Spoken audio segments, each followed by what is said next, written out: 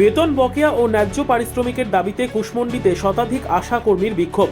দীর্ঘদিন ধরে বেতন বকেয়া, উপযুক্ত পারিশ্রমিক প্রদান না করা সহ একাধিক দাবিতে বুধবার দক্ষিণ দিনাজপুর জেলার কুশমন্ডি ব্লকে বিক্ষোভে সামিল হলেন শতাধিক আশা কর্মী।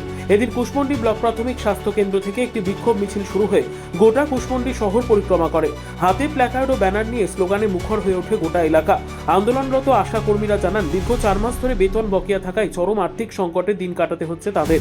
এ বিষয়ে পশ্চিমবঙ্গ আশা কর্মী ইউনিয়নের জেলা সম্পাদিকা নিবেদিতা লাহা সেন বলেন,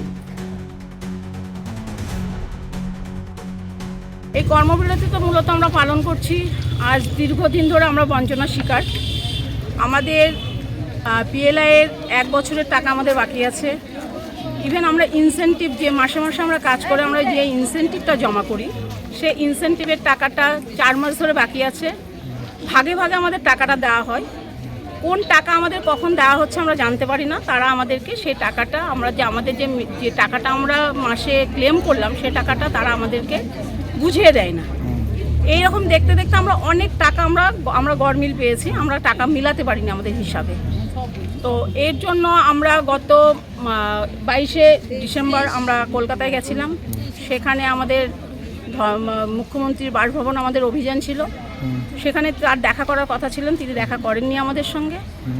তারপর আমরা তারকে একটা চিঠি করেছিলাম যে আপনি যদি আমাদের সঙ্গে না বসেন তাহলে আমরা লাগাতার ধর্মঘটের দিকে, কর্মবিরতির দিকে যাব। তো উনি আমাদেরকে 1 মাস সময় দিয়েছিলেন, তারপর 2 মাস। উনি এখন পর্যন্ত আমাদের সঙ্গে বসেননি। দিতে হয় সে প্রোটোকল মেনে আমরা স্বাস্থ্য ভবনে আমরা ইনভিটেশন দিয়ে এসেছি। তারপর ওখান থেকে তারা আমাদের সঙ্গে এখন পর্যন্ত কোনো যোগাযোগ করেনি, আমাদের সঙ্গে বসার কোনো প্রয়োজন চলছে। কিন্তু আমরা যদি কাজ করে পয়সা না পাই, সে কাজটা আমরা করব কেন? তার জন্য আমরা এই কর্মবিরতিতে আমরা চলে এসেছি। দেখা যাক সরকার কবে সহৃদয় হয় আমাদের সঙ্গে। ব্যুরো রিপোর্ট, উত্তর বাংলা সংবাদ।